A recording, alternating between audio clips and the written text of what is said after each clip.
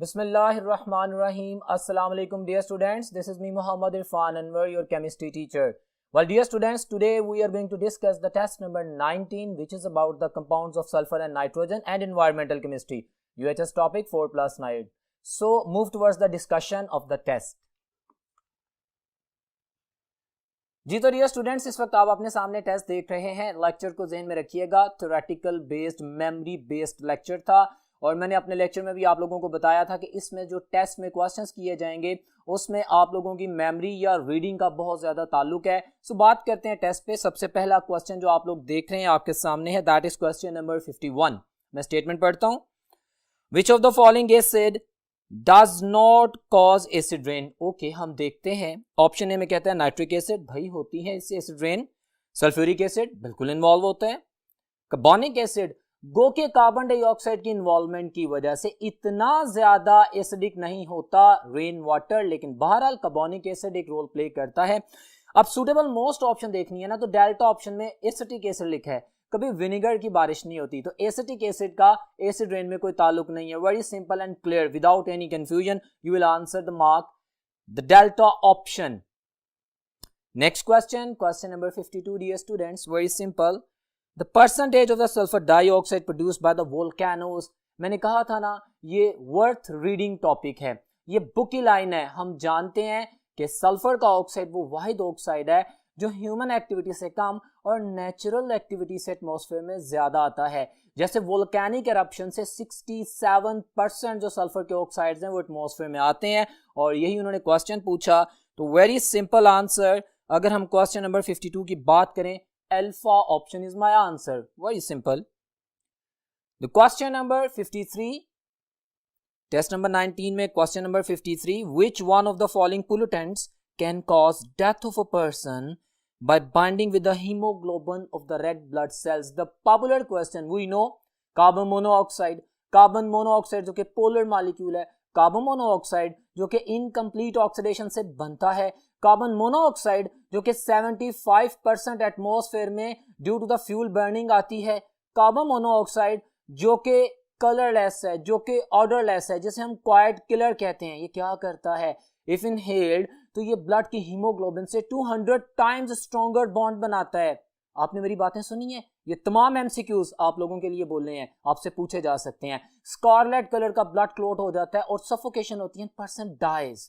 तो carbon monoxide simple answer था, लेकिन इससे रिलेटेड मैंने तमाम बातें शेयर की. One thing more remaining, carbon monoxide is lighter than air. कितना? 3 टाइम्स लाइटर देन एयर. तो ये जब हम मेमोरी बेस्ड क्वेश्चंस की बात करते हैं जो कि इंफॉर्मेशन बेस्ड है, तो आपको इन तमाम चीजों का पता होना चाहिए. सो बहरहाल अभी क्वेश्चन नंबर 53 में ऑप्शन मेरे पास चार्ली ऑप्शन है. Very simple answer. और बाकी बातें आप देख सकते हैं कि मैंने पेपर में भी आप लोगों के लिए लिख दी हैं फॉर योर इन्फॉर्मेशन, और इसके अलावा भी बोल दी हैं. Next question, question number 54 dear students. Mark the incorrect statement about the ozone. अच्छा, ओजोन के बारे में जानते हैं, कुछ बात कर लेते हैं जो लेक्चर में भी की थी. ओजोन बेहतरीन प्रोटेक्टिव यूनिट है अगर ये स्ट्रेटोस्फीयर में है. ओजोन एक वर्स्ट पोल्यूटेंट है अगर ये ट्रोपोस्फीयर में है, जिसमें हम सांस लेते हैं. ओजोन ब्लू कलर की गैस है. ओजोन को अगर हम कंडेंस करें, कूल डाउन करें, तो ये डीप ब्लू कलर का लिक्विड बनता है. ये सारी बातें ज़हन में रखिएगा. अब हम देखते हैं ये क्या कह रहा है. It is produced in the tropical regions by the photochemical reaction of the oxygen. बिल्कुल ठीक कह रहा है, हमने इनकरेक्ट को चूज करना है. बीटा में कहता है it acts as a pollutant and cause various health problems. हाँ, ट्रोपोस्फियर में ये पोल्यूटेंट के तौर पे काम करता है. एस्थमा, लंग टिश्यूज को स्क्वीज कर देता है, बंदे को सफोकेशन हो जाती है. दोनों बातें ठीक हैं, लेकिन ट्रोपोस्फियर में, स्ट्रेटो में नहीं. नेक्स्ट क्वेश्चन है, it is present in the stratosphere to absorb ultraviolet radiation. Yes, this is the function. बिल्कुल ठीक कह रहा है. डेल्टा में कहता है it depletes every year during September to December. Now again मैं अपना वर्ड बोल रहा हूँ माय डियर स्टूडेंट्स, आपकी रीडिंग बड़ी स्ट्रांग होनी चाहिए. सितंबर टू नवंबर ये है इसका डिप्लीशन, जो ओजोन थिनिंग होती है. दिसंबर नहीं है, सितंबर टू नवंबर. और यही ऑप्शन गलत है. देखने में आपको सारी ऑप्शन सही लगेंगी, but this is MD CAT. You must be very much vigilant and observative about your study. So delta option में मैंने बता दिया कि क्या गलती है. Delta option is my answer, क्योंकि इनकरेक्ट को चूज करना था. क्वेश्चन नंबर 55 की बात करते हैं. कहता है क्लोरोफ्लोरोकार्बन्स यानी freons. They are responsible for the decomposition of the ozone into the oxygen. हाँ, which of the following reacts with the ozone to form oxygen. भाई मुझे बताएं, हमने अपने लेक्चर में डिस्कस किया था जो कि बड़ा इंटरेस्टिंग था कि हमारे पास जब क्लोरोफ्लोरोकार्बन्स ऊपर स्ट्रेटोस्फीयर में जाती हैं, फ्यून्स हैं, लाइटर देन मैस है, एरोसोल प्रोपेलेंट्स हैं, वहाँ पे रेडिएशंस की वजह से कार्बन और क्लोरीन का बॉन्ड टूटता है, क्लोरीन फ्री रेडिकल जनरेट होता है और chlorine free radical is responsible for the thinning of the ozone और the depletion of the ozone. तो क्लोरीन फ्री रेडिकल आइडेंटिफाई कर लें कौन सा पड़ा हुआ है। तो मैं देखता हूं तो alpha option is very simple and the clear answer. You know, अगर हमारे पास इस टॉपिक में से क्वेश्चन आएंगे तो इस तरह से कंफ्यूज करने वाले क्वेश्चन आएंगे। हर क्वेश्चन के साथ मैं बार बार इसलिए इसकी पूरी एक्सप्लेनेशन दे रहा हूं क्योंकि हम एमडी कैट टेस्ट की तैयारी करने बैठे हैं और हमने परफेक्ट तैयारी करनी है और हमने वो तमाम क्वेश्चंस जो कंफ्यूजन्स जो जहन में स्टूडेंट के आ सकती हैं उनको डिस्कस करके आंसर करना है ताकि दोबारा ना आए। Very simple answer, chlorine free radical. But mental jogging और वर्ड्स को स्पेंड करने का मकसद ये है कि आपको एक बात यकीनी तौर पे मालूम हो जाए और कोई कंफ्यूजन ना रहे। Very simple answer, the alpha option. Next question है question number 56। The acid deposition consist of, okay देखते हैं, वेट एसिड डेपोजिशन होती है स्नो फॉलिंग में, एसिड रेन में, फोग में, ठीक कह रहा है, ठीक कह रहा है। एंड ड्राई एसिडिक डेपोजिशन, हाँ ये भी होती है, स्मोक, यू नो दैट। तो ये दोनों ऑप्शंस ठीक हैं। हमारे पास जो एसिडिक ऑक्साइड्स एटमॉस्फेयर में मौजूद हैं वो इन दोनों तरीकों से हमारे पास as a secondary pollutant attack करते हैं। तो अगर मैं ऑप्शंस देखता हूं तो क्वेश्चन नंबर 56 का answer Charlie, both A and B. आपको पता लग गया इसका very simple answer. Question number 57, the thickness of the ozone layer has been decreasing over Antarctic during the dash time since the mid 1970s। Book की line है, copy paste है। हमें कब पता चला था फॉर द फर्स्ट टाइम कि ozone deplete हो रहा है? हम 1970 में स्प्रिंग के सीजन में पता चला था। ये बुक की लाइन है। अब देख लें कि उसने क्वेश्चन इससे भी बना दी है। So you must be very much informative about the answers. Spring season में हमें फॉर द फर्स्ट टाइम पता लगा था कि ओजोन डिप्लीट हुई और उसके बाद से हो रही है, जिसके बाद से क्लोरोफ्लोरोकार्बन्स को बैन किया गया और उनकी जगह पे हाइड्रोफ्लोरोकार्बन्स को इंट्रोड्यूस करवाया गया एज ए रेफ्रिजरेंट, जो कि काम वही करती हैं। क्यों करवाया गया? मैंने लेक्चर में बताया था कि कार्बन और क्लोरीन की बॉन्ड एनर्जी कम है, 346 किलोजूल्स पर मोल, जल्दी टूट जाता है। बट कार्बन हाइड्रोजन 413 किलोजूल पर मोल ज्यादा एनर्जी चाहिए, वो नहीं टूटता और कोई फ्री रेडिकल नहीं बनता और कहीं पे भी ओजोन की डिप्लीशन नहीं होती। सो ये तमाम चीजें रिवाइज करने का पर्पस है कि इनसे रिलेटेड क्वेश्चंस पूछता है एमडी कैट में। You must be aware of. बहरहाल क्वेश्चन नंबर 57 का answer alpha in the spring season, book line, verdict. Question number 58 की बात करते हैं, आपके सामने पेपर है my dear students. Which of the following is incorrect statement? Incorrect statement negative question है के about the harmful effects of the acid rain. भाई मैंने लेक्चर में एक बात कही थी कि एसिड रेन हर चीज को डिस्ट्रॉय करती है, अर्थ को, स्ट्रक्चर को, मटेरियल को, प्लांट्स को, एनिमल्स को, हर चीज को डिस्टर्ब करेगी। एसिड रेन है ना, लेस देन 5.6 pH है, इट कैन डिस्ट्रॉय एवरीथिंग। अब वो कहता है कि वो कौन सा इफेक्ट है जो एसिड रेन नहीं करती, देख लेते हैं। It makes the lakes so acidic and they can, yes सही कह रहे हैं। It fades the colours, of course ये भी इसका है। It causes extensive leaf drop in the plants, of course plants से सब होते हैं, यही होता है, बिल्कुल है। It has no effect on paints and cement, it has effects on paints and cements. अभी तो हम कह रहे हैं कि पेंट्स को फेड करता है, हम अभी तो कह रहे हैं कि स्ट्रक्चर्स को मतलब डिस्ट्रॉय कर देता है, हमारी जो बिल्डिंग्स हैं वो कमजोर पड़ जाती हैं एसिड रेन से, जाहिर बात है। तो ये उसने गलत बात की है और उसने यही पूछा था कि कौन सी ऑप्शन जो कि गलत है, delta option, very simple. Question number 59 में डियर स्टूडेंट्स, बड़ा सिंपल और इंटरेस्टिंग पेपर चल रहा है हमारे नॉलेज को रिवाइज करने के लिए। कहते हैं ozone is blessing when it is present इन, अब से थोड़ी देर पहले बोला था ना, जब ये स्ट्रेटोस्फीयर में हो, जहां पे हम सांस ना ले सकते हो, हमारे फेफड़ों में ना जाए और वहां पे ये अल्ट्रावायलेट रेडिएशन को एब्जॉर्ब करे और हार्मफुल रेस को जमीन पे आने से रोके। Got it? और ओजोन के बारे में आप लोग जानते हैं ना कि 350 डॉप्सन यूनिट और 450 डॉप्सन यूनिट की जब मैंने बात की थी तो मैंने कहा था 1 डॉप्सन यूनिट इज 0.01 मिलीमीटर। अगर 450 डॉप्सन यूनिट की बात करते हैं तो मीटर्स में वो मेरे नेल जितनी बारीक लेयर होती है अल्लाह ताला ने जो स्ट्रेटोस्फीयर में बनाई है। और हमारी बुक में जो लाइन लिखी है 25 से 28 किलोमीटर का एरिया, वो एरिया है जिसमें ओजोन की इतनी बारीक लेयर पाई जाती है। ऐसा हरगिज नहीं है कि ओजोन 3 किलोमीटर वाइड है, ऐसा बिल्कुल नहीं है। डॉप्सन यूनिट 350 एवरेज है और 1 Dobson unit is 0.01 millimetre. Got it? So यहाँ पे हमने इसको आंसर कर दिया। बीटा ऑप्शन स्ट्रेटोस्फीयर में होती है। अगर इसी क्वेश्चन को मैं चेंज करता और मैं कहता कि ozone is the worst pollutant if it is present इन, तो फिर मैं कहता ट्रोपोस्फीयर में। ठीक है, तो ये दोनों रिलेटेड एमसीक्यूज आपको पता होना चाहिए, पूछे गए एमडी कैट में। Question number 60, which of the following is the source of the primary pollutants? देख लेते हैं, बड़ी सादा सी। They are given out from the chimneys of the industrial units. Exactly आते हैं, they are the sources, oxide से निकलते हैं। बीटा में कहता है they are given out from the exhaust of the automobiles. दोनों चीजें ठीक हैं, very simple. So Charlie option is my answer, both A and B, it's very simple. दोनों प्राइमरी पोल्यूटेंट्स को बाहर निकालते हैं। Question number 61, students, methane has a mean residence time of about, book line, memory based, worth studying, 3 to 7 years। Methane जिसे marsh gas भी कहते हैं, जिसे बायोगैस भी कहते हैं, जिसे नेचुरल गैस भी कहते हैं। हम जानते हैं कि जब मार्श एरिया में डिके होता है तो वहां से मीथेन गैस रहती है और एटमॉस्फेयर में, पॉइंट है, एटमॉस्फेयर में 3 to 7 years इसका रेजिडेंट टाइम है। सुने, जमीन के अगर अंदर होगी, लिथोस्फीयर के अंदर ट्रैप होगी, तो फिर तो आपको पता है मिलियन ईयर्स से मौजूद है, तो वो नहीं डिस्ट्रॉय होती। लेकिन जब एटमॉस्फेयर में आती है तो 3 to 7 years इसका रेजिडेंट टाइम है। You have to memorise that, very simple, the delta option. Well, question number 62 की बात करते हैं। एयर इज पोल्यूटेड बाय, अच्छा देखते हैं एयर कैसे पोल्यूट। टॉक्सिक मटेरियल्स, जी बिल्कुल। पोल्यूशन क्या है? What is the pollutant which disturb the human health, which affect badly the human health and the animals and life on the planet? तो toxic materials है ना, हाइड्रोकार्बन्स, वोलेटाइल ऑर्गेनिक कंपाउंड्स, वॉक्स जिन्हें कहते हैं, definitely they cause the formation of the smoke, बिल्कुल pollutants हैं, होता है destruction. Harmful gases, very simple, ये तीनों बातें ठीक हैं। तो delta option is my answer. Delta option 1, 2, 3, इन तीनों चीजों से हमारी एटमॉस्फेयर जो है पोल्यूटेड हो रही है, very simple.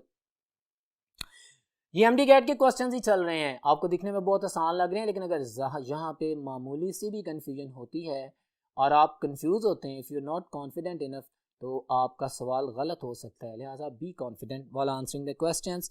Question number 63, which of the following is a harmful effect of the acid rain? अच्छा, which of the following is a harmful effect of acid rain? related question अभी करके आए हैं। अल्फा कहता है it decreases the yields of the agriculture crops। हाँ, सही कह रहे हैं। it is corrosive and attacks on the skin, बिल्कुल ठीक कह रहे हैं। so Charlie option both A and B, clear हो गया, both A and B, very simple। अच्छा, question number 64, which one of the following disease is not caused by SO2? अब हम जानते हैं जो एनवायरनमेंट में पोल्यूशन है, जो एसिडिक ऑक्साइड्स हैं, वो हमारे रेस्पिरेटरी ट्रैक को, हमारे ईयर्स को, हमारी आईज को, हमारी स्किन को डिस्टर्ब करते हैं। अब वो पूछ रहा है कि क्या चीज़ जो इसकी वजह से नहीं होती, देख लेते हैं। कफ खांसी होती है, ट्रैकियल ट्यूब में प्रॉब्लम होती है। शॉर्टनेस ऑफ द ब्रेथ एक ही बात है। ब्रोंकाइटिस ऑफ कोर्स हमारा जो रेस्पिरेटरी सिस्टम उसकी बात करें। डिजीनेस यानी थकावट, इसका इससे ताल्लुक नहीं है। अच्छा, डिजीनेस का रोल कहाँ पे आता है? Due to the smoke, fatigue condition, तो ये SO2 direct as a primary pollutant इस चीज को नहीं लाती। Delta option is very simple option. You know the art of asking the questions and the answers, delta option. Question number 64 का answer delta था। Next question पे चलते हैं, question number 65 students. Which of the following is the main chemical in the air pollution that does not create acid rain? Okay, SO2 करती है, NOx भी करते हैं। कार्बन मोनोऑक्साइड एसिड रेन का बायस नहीं बनती। एक और बात याद रखिए, कार्बन डाइऑक्साइड भी अनपोल्यूटेड रेन वाटर में होती है। मतलब अगर कार्बन के ऑक्साइड्स होंगे तो उनकी एसिडिक स्ट्रेंथ इतनी नहीं होती कि वो 5.6 से नीचे pH ले जाएं और एसिड रेन कॉज करें। तो कार्बन के ऑक्साइड्स, कार्बन डाइऑक्साइड भी अनपोल्यूटेड रेन वाटर में होती है। ये मैंने एमसीक्यू बोला एमडी कैट का। कार्बन डाइऑक्साइड अगर रेन वाटर में हो तो दैट रेन इज अनपोल्यूटेड, ये तो रेलेवेंट बात कर दी। और कार्बन मोनोऑक्साइड वैसे ही हम जानते हैं कि it's not going to be. क्यों? My dear students, very important information I am going to deliver you here regarding the chemistry. हम जानते हैं कि नॉन मेटल्स के ऑक्साइड एसिडिक होते हैं, लेकिन NO nitric oxide, laughing gas N2O, जैसे हम लॉफिंग गैस डाइनाइट्रोजन ऑक्साइड कहते हैं, ये दो हो गई, और carbon monoxide, they are neutral gases. है तो नॉन मेटल के oxides but they are neutral, they have no effect on the litmus. Got it? तो यहाँ पे इसी इंफॉर्मेशन को अगर मैं रिलेट करूँ तो कार्बन मोनोऑक्साइड की वजह से कोई इफेक्ट नहीं होता। हाँ, कार्बन डाइऑक्साइड की वजह से कार्बोनिक एसिड बनता है, लेकिन उसकी भी पीएच इतनी कम नहीं होती कि वो एसिड रेन का बायस बन सके। सो यहाँ पे बड़ा आसान सा आंसर है चार्ली ऑप्शन। क्वेश्चन नंबर 66 यानी 66, which agent is mainly responsible for the acid rain.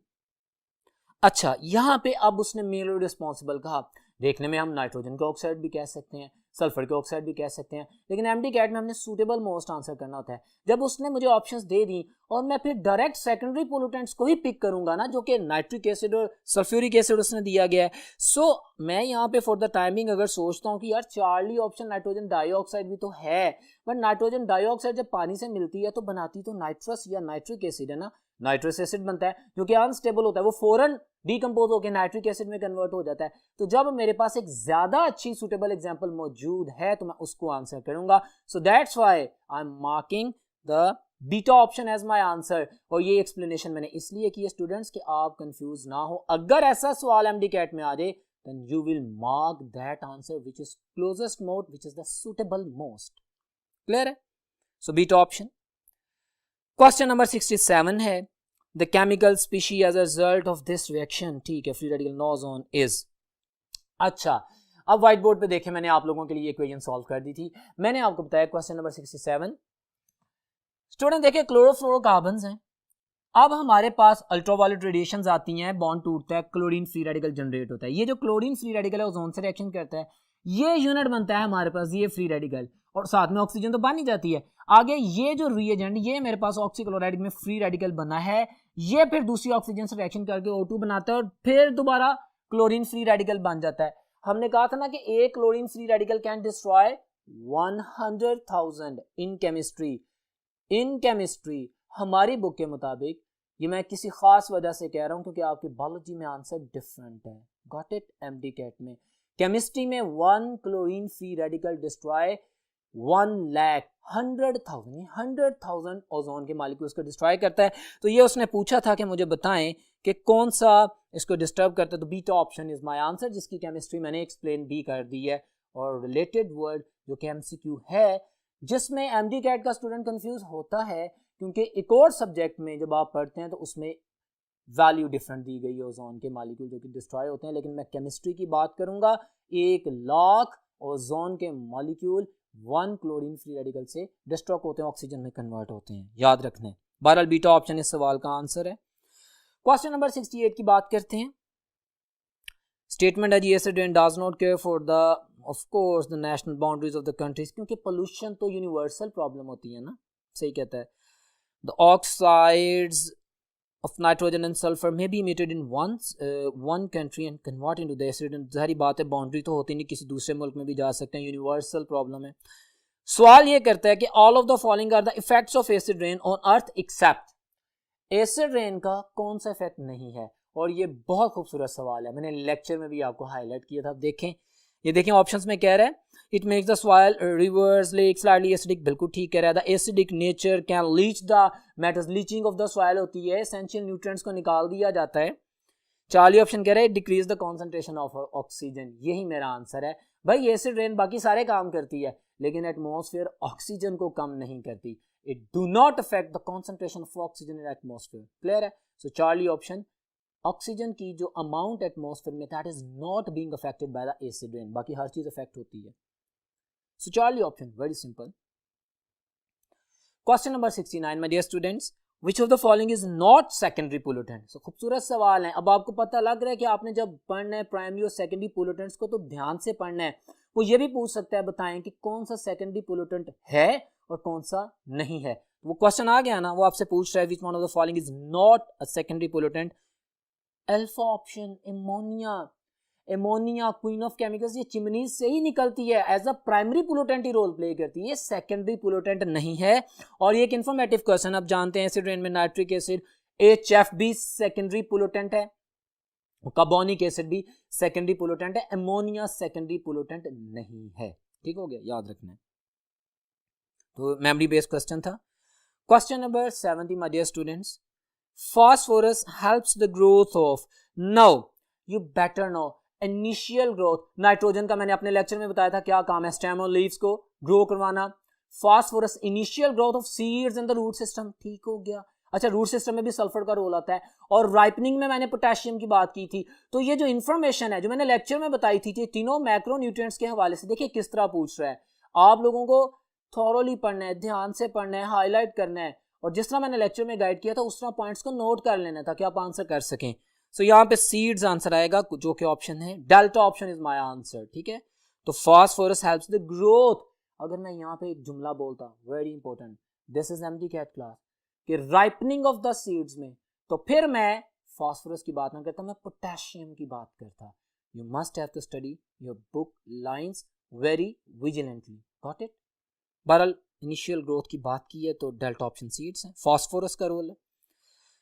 Question number 71 है, which of the following nitrogenous fertilisers contain 30% nitrogen. अब आपको पता है कि आपको परसेंटेजेस मेमोरी है याद, अमोनिया में जो कि बेस्ट फर्टिलाइजर है पूरी दुनिया में, लेकिन पाकिस्तान में बेस्ट फर्टिलाइजर है यूरिया, ये भी याद रखना है। दुनिया में इसलिए है कि वो 6 inches deep in the soil in the roots of the plant inject की जाती है, 82% नाइट्रोजन होती है उसमें, यूरिया में 46% होती है, और इसमें उसने पूछा कि 13% किस में होती है, पोटेशियम नाइट्रेट KNO3 में होती है। So this is the memory based question नहीं। तो आप अगर आप मेमोराइज नहीं करते माय डियर स्टूडेंट्स, तो फिर आपको नाइट्रोजन का mass divided by the molecular mass multiplied by 100 करना पड़ेगा। It's time taking, in an MD CAT you have very limited time. ऐसी बेसिक इंफॉर्मेशन को अगर आप मेमोराइज कर लेंगे तो you will be in a better position to answer that. बहरहाल इसमें ऑप्शन है डेल्टा ऑप्शन, और टेबल देखिए आपके सामने प्लेस कर दिया गया जो सारी परसेंटेजेस को बता रहा है, आपको पता होना चाहिए। क्वेश्चन नंबर 72 है, in which of the following reaction के H2SO4 act as an oxidizing agent। but dear students, H2SO4 oxidizing agent है, H2SO4 dehydrating agent है, H2SO4 simple acid based reaction भी करता है, न्यूट्रलाइजेशन रिएक्शन होता है। अब पॉइंट्स देखें, उसने पूछा कि किसमें ऑक्सीडाइजिंग एजेंट के तौर पे काम कर रहा है। किसमें ऑक्सीडाइजिंग एजेंट के तौर पे काम करेगा, जब ये अपने साथ रिएक्ट करने वाले पार्टनर की ऑक्सीडेशन स्टेट को इंक्रीज कर देगा, उसकी ऑक्सीडेशन हो जाएगी, उससे इलेक्ट्रॉन स्नैच कर लेगा या उससे हाइड्रोजन स्नैच कर लेगा, ऑक्सीडेशन हो जाती है ना। तो अगर मैं अल्फा ऑप्शन देखता हूं तो ये तो उसने रिएक्टेंट कुछ लिखा है, प्रोडक्ट कुछ बता रहा है, तो जिंक सल्फेट बनना चाहिए, तो नहीं, ये इससे बिल्कुल इररेलेवेंट है। Beta option is my answer. Copper reactant side पे जीरो ऑक्सीडेशन स्टेट में है, फ्री है ना, और जब प्रोडक्ट में देखते हैं तो कॉपर सल्फेट कॉपर +2 बन चुका है, इंक्रीज इन ऑक्सीडेशन हुई है, किसने की, सल्फ्यूरिक एसिड ने। ऑक्सीडाइजिंग एजेंट कौन सा है, सल्फ्यूरिक एसिड। सो इस रिएक्शन में जब कॉपर के साथ बीटा ऑप्शन में रिएक्शन हो रहा है तो sulphuric acid is functioning as an oxidizing agent. So beta option is my answer. Next question है question number 73 dear students, micronutrients per acre required by micronutrients, पता है ना कौन कौन से होते हैं, और वो ज्यादा, और मैंने लेक्चर में बताया था कि जो ज्यादा हो जाए तो भी नुकसानदेह है, कम हो जाए तो भी नुकसानदेह है, और ये कितना अमाउंट चाहिए होता है पर एकड़, very calculated amount, 6 gram to 200 grams पर एकड़। So beta option is my answer. और आपको पता होना चाहिए कि हमारे पास बोरोन है, कॉपर है, क्लोरीन है, आयरन है, जिंक है, गॉट इट। तो ये तमाम माइक्रोन्यूट्रिएंट्स अगर अमाउंट से ज्यादा हो जाए तो भी नुकसानदेह हैं। मैक्रोन्यूट्रिएंट्स अगर कम हो तो सॉइल में, अगर वो कम हो तो नुकसानदेह, अगर ज्यादा हो तो कोई नुकसान नहीं है। माइक्रोन्यूट्रिएंट्स कम या ज्यादा दोनों सूरतों में फसल को नुकसान पहुंचाते हैं, आपको पता होना चाहिए। क्लियर। बहरहाल यहाँ पे very simple information, the beta option was my answer. Question number 74 आज का टेस्ट जो कि टोटल इंफॉर्मेशन और रीडिंग बेस्ड है। Which of the following is not optimum condition for the maximum yield of the ammonia. ले जी, आप जब ammonia बनाते हैं, हाइब्रिड प्रोसेस करते हैं, एटमॉस्फेरिक नाइट्रोजन एंड हाइड्रोजन से रिएक्शन करवाते हैं, ठीक है, आयरन कैटलिस्ट यूज करते हैं।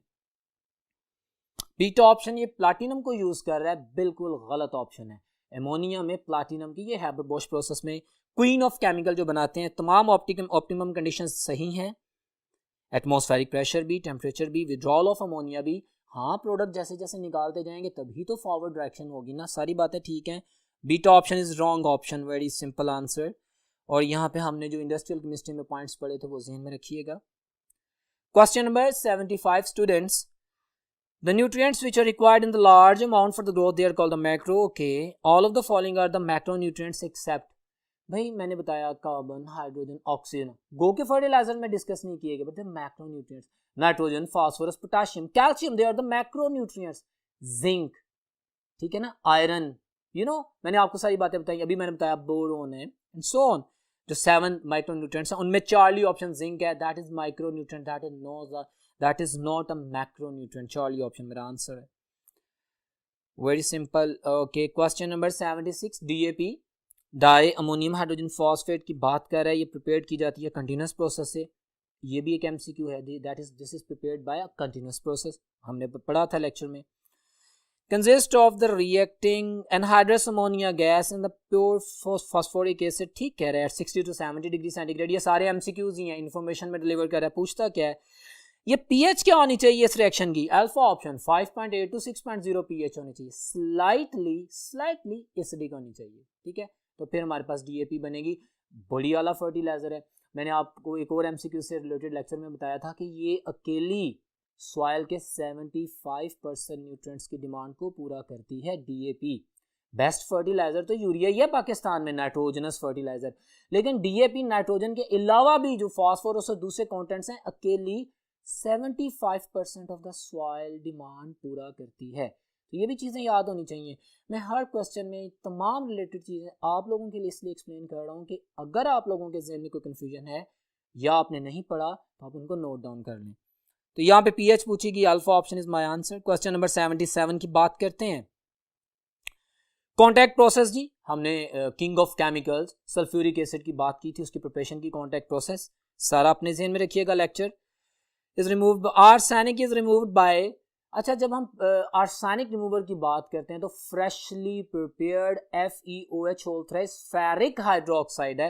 वेरी पॉपुलर क्वेश्चन जो कि फेरस आर्सेनाइड बना देता है। Beta option is my answer. Arsenic को रिमूव कर देता है, और आर्सेनिक को रिमूव करना क्यों जरूरी है, ये आगे फिर एंटी कैटलिस्ट के तौर पे काम ना करे। ठीक हो गया।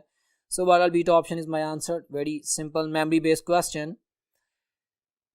Question number 78 students, most of the fertilizers are supplied to the farmers in the prilled form because.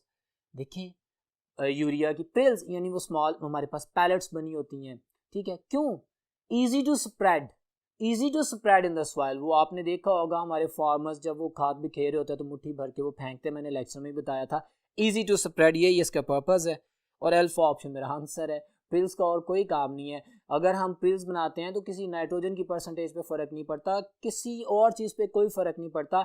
बस ये होता है कि प्रिल्स को ईजिली स्प्रेड किया जा सकता है फील्ड्स में। Alpha option is my answer. Very simple. Question number 79, which of the following is not primary pollutant. इसी तरह के क्वेश्चन पहले आया था ना, कौन सेकेंडरी पोल्यूटेंट नहीं है, कौन प्राइमरी पोल्यूटेंट नहीं है, तो हम आंसर कर देते हैं। सल्फर डाइऑक्साइड डायरेक्टली एटमॉस्फेयर में आता है, हाँ ये प्राइमरी पोल्यूटेंट है। You know what is primary pollutant? मैंने लेक्चर में भी बताया था, अभी बताया है कि प्राइमरी पोल्यूटेंट वो होता है जो जैसे ही बने एटमॉस्फेयर में जाए और इफेक्ट करे। ठीक है, तो सल्फर डाइऑक्साइड है, सल्फर ट्राइऑक्साइड है, नाइट्रोजन के ऑक्साइड्स हैं primary. Ozone is a secondary pollutant. Ozone is a pollutant if it is in the troposphere. Clear? और ओजोन आपको पता है हर वक्त सनलाइट की प्रेजेंस में ऑक्सीजन रिएक्ट करती है, टूटती है और वापस में मिलकर ओजोन बनाती रहती है। रिवर्सिबल रिएक्शन है और ये हमारे पास 2 यूनिट्स के मिलने से बनता है। So this is secondary pollutant. उसने क्वेश्चन किया which is not a primary pollutant, delta ozone is my answer. Question number 80, in which of the following units the manufacture of the sulphuric acid बात करता है bye contact process. अच्छा, SO3 is dissolved in 98% sulphuric acid. भाई हम जब contact process कर रहे होते हैं तो हम जब सल्फर ट्राइऑक्साइड गैस बना लेते हैं फिर हम उसको वाटर में एब्जॉर्ब क्यों नहीं करते? यहाँ पे एक और एमसीक्यू में शेयर करूंगा इससे अलावा, क्योंकि रिएक्शन हाईली एक्सोथर्मिक हो जाता है, आउट ऑफ कंट्रोल हो जाता है, इसलिए SO3 को कभी भी वाटर में एब्जॉर्ब नहीं करते। दूसरा, उसको 98% H2SO4 में किस में एब्जॉर्ब करते हैं? एब्जॉर्प्शन यूनिट में, ओलियम बनता है ना। So Charlie option is my answer. Very simple, chemistry. Next question है जी question number 81 my dear students. अगर आप देखें तो क्वेश्चन नंबर 81 की तरफ जाते हैं। स्टेटमेंट है, all of the following are characteristic features of a good fertiliser. अच्छा, एक्सेप्ट। लेक्चर के स्टार्ट में मैंने गुड फर्टिलाइजर की कुछ प्रॉपर्टी बोली थी। चीप होना चाहिए, वाटर सॉल्युबल होना चाहिए, असिमिलेट हो जाए प्लांट्स के अंदर, ठीक है, नॉन पॉइजनस हो, इजी टू स्प्रेड हो, वो सारी बातें ज़हन में रखें। इट मस्ट बी स्टेबल, बिल्कुल ठीक है। It must soluble in water, ठीक है। It should not be injurious to the plants and animals and the farmer also, human beings को भी नहीं, ठीक है। कहते हैं it should alter the pH, ये गलत कह रहा है। और यही उसने क्वेश्चन किया था कि क्या नहीं करता फर्टिलाइजर। भाई पीएच नहीं चेंज होनी चाहिए, वो फर्टिलाइजर जो सॉइल की पीएच को चेंज कर देता है वो तो खराब फर्टिलाइजर है, वो तो हमारी क्रॉप की प्रोडक्शन को डिस्टर्ब करेगा। तो फर्टिलाइजर की क्वालिटी ये है कि it must not change the pH of the soil, और ये कह रहा है डेल्टा ऑप्शन में चेंज करना चाहिए, गलत कह रहा है। Question number 82 my dear students, Which sequence of the processes are correct for the manufacturing of urea? हम देख लेते हैं सीक्वेंस। याद है ना, हम बनाते हैं जब कार्बन डाइऑक्साइड का अमोनिया से रिएक्शन कराते हैं, गॉट इट, हमारे पास अमोनियम कार्बामेट बनता है, फिर हम उसको टेम्परेचर देते हैं, उसकी डिहाइड्रेशन कराते हैं, ठीक है, फिर उसका वो जो वाटर बनता है उसको एवेपोरेट करवाते हैं, फिर हमारे पास प्रिल्स वगैरह बनती हैं। वो सारा प्रोसीजर यूरिया की मैन्युफैक्चरिंग का जो मैंने लेक्चर में बताया था अपने जेहन में रखें। अब इस क्वेश्चन में उसने सीक्वेंस पूछा है, हम आंसर कर देते हैं। सीक्वेंस में अल्फा ऑप्शन पढ़ता हूं तो कहते हैं कार्बामेट कंडेंसेशन, हाँ, dehydration, evaporation and prilling. My dear student, alpha is my answer. यही तरतीब है जो फॉलो होती है यूरिया की मैन्युफैक्चरिंग में, बाकी बिल्कुल गलत है, बेतरतीब है। Alpha option is my answer, जिसको मैंने अभी बोला पूरा इंडस्ट्रियल प्रोसेस को। क्वेश्चन नंबर 83 की बात करते हैं। In order to get the maximum yield of SO3 which of the following is not optimum condition? Negative question, जो ऑप्टिमम कंडीशन नहीं है उसको आंसर करना है। देखते हैं भाई, टेम्परेचर अल्फा ऑप्शन ही गलत है, टेम्परेचर 400 to 500 डिग्री सेंटीग्रेड चाहिए होता है, ये 200 to 300 डिग्री सेंटीग्रेड कह रहा है, ये गलत है। मैं बाकी भी देखता हूँ। कंटिन्यूस विथड्रॉल सही कह रहा है। हाई प्रेशर मतलब कि हमारे पास होता है, अच्छा ये 1 ATM यहाँ पे लिटिल बिट मिस्टेकन, ठीक है चलता है, लेकिन ये अल्फा ऑप्शन इनकरेक्ट है, use of the vanadium pentaoxide as catalyst.